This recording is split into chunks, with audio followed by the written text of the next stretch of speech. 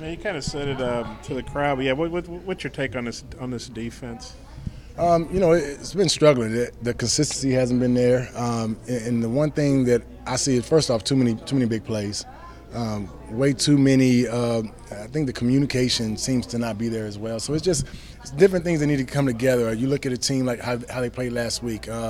You can't let a team like that first off get a lead like that, stay in the game. Alabama game. You think about the second half, how coming out of the locker room.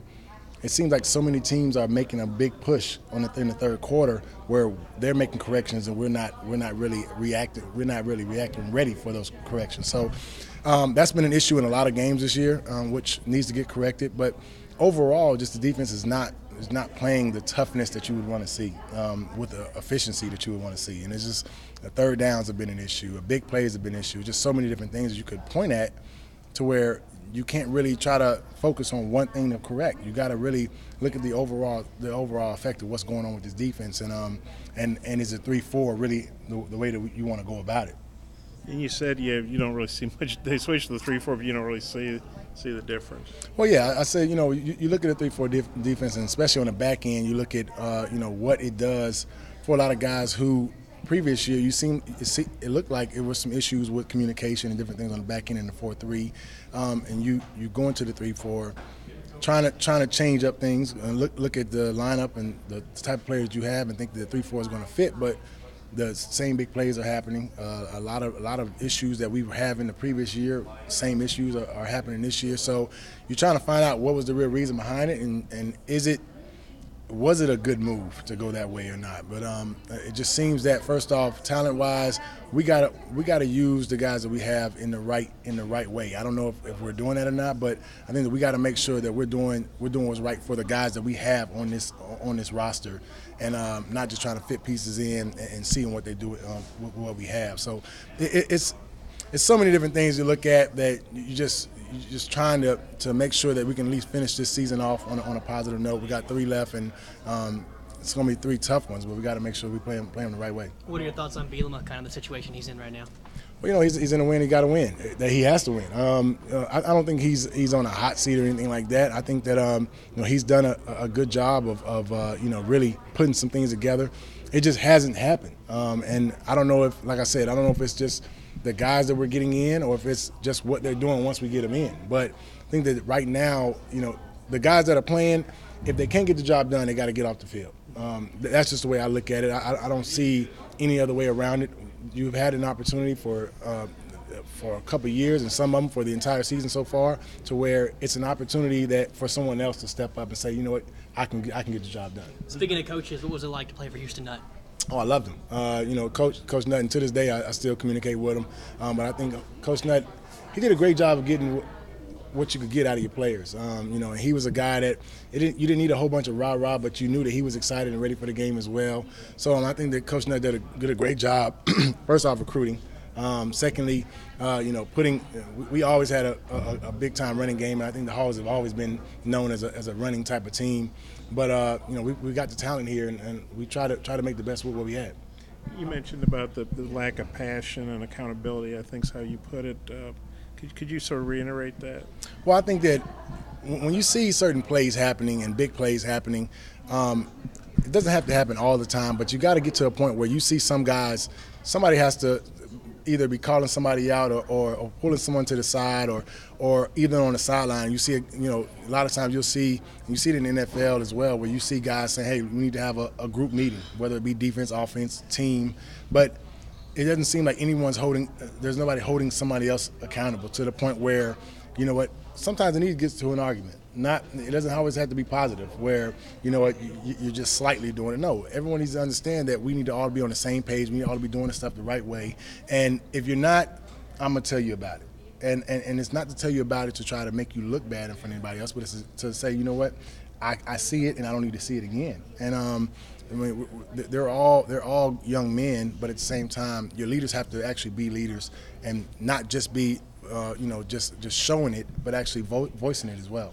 How frustrating have the last 11 games, going back to the Missouri game last year, as a former player, been to watch? Well, it's been pretty frustrating. And I actually, when we came a couple of months ago when we spoke to the team, and me, Quentin Caver, Eddie Jackson, and that was the one thing that we tried to voice to them was, you know what, it doesn't seem like the passion is there. It doesn't seem like just the really the want to.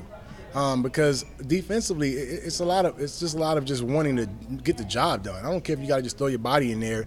You got to at least try to show that you want to get the job done. And a lot of times, you look defensively, just the effectiveness is not there, and the want to really is not there. So you start looking at that. It's not about skill. It's about just a guy wanting to go out there and make a play. And you just sometimes you don't see it, and you wonder why not. And like I said earlier, if that guy doesn't want to, then he needs to get out and someone else needs to go in and see if he can do it. Does that fall back on the coaches, maybe not motivating them enough, or why do you think that is? I think if you need to be motivated to play this game, then you shouldn't be out there anyway. So I don't think that motivation is definitely not the thing.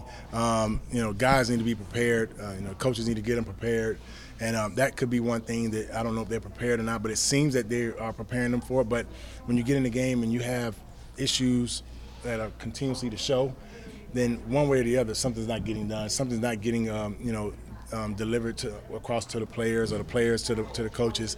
So there's an issue that's there. It just needs to get addressed, and hopefully we can get it addressed and get it turned around. I mean, it's still a season where you went out, you have an opportunity for a bowl, but at the same time, we want more than just to look at getting into a small bowl, but this type of team should be looking further than that. You mentioned in your speech for the Touchdown Club your LSU game in Little Rock, your favorite you played in. Lots of people right now, the Little Rock game, should it stay down there? What are your thoughts on maybe staying or leaving playing in Little Rock? Well, I love the opportunity for us. We have a sort of an advantage, and definitely a recruiting advantage when you think about being able to play at two stadiums.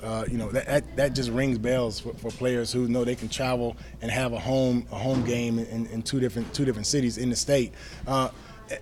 Now, with us building so much with the stadium here in Fayetteville, it sort of doesn't make financial sense. I don't know, but at the same time, as a player, being able to play in a different stadium and have multiple stadiums at the same time, a change up in the fan base. I love playing at War Memorial. I mean, War Memorial was sometimes louder than it was, in Fayetteville, but. Of course, you got to look at the dollars and cents behind it, and I think that with how we're building the stadium here in Arkansas, it's going to eventually win out over Little Rock. So the weekend you got inducted into the Hall of Honor. That's when you and Quentin talked to the team. No, it was actually before that. We came down. Me, Quentin, Eddie Jackson. We were all down here, and I believe it was like Alumni weekend, something like that. And we came down and we spoke to the team. In the spring or the fall? Yeah, spring game, because the running back he got hurt. Riley got hurt. So we had spoke to them the day before, and really and a lot of the guys pulled us to the side and was saying, you know what, thank you, we needed that, and it was just because. Looking back, I just look at the team and I look at the players and I'm like, it just doesn't seem like it's there in certain things, and we voiced that. We sort of gave them our opinion on what was going on, our opinion on how we did things then, and what we think might need to be added to what they're doing now, which could make a difference. It was you and Quinn and Eddie? Me, Quinn, and Eddie, yeah. Okay. And they got 3 games left. They got to win at least 2 to get to 6 wins. I mean, you've seen them all year. Do you think it's realistic? What you look at certain games and they show you sparks of what they can do. Even in the game against Coastal, you rush for almost over 250 yards rushing.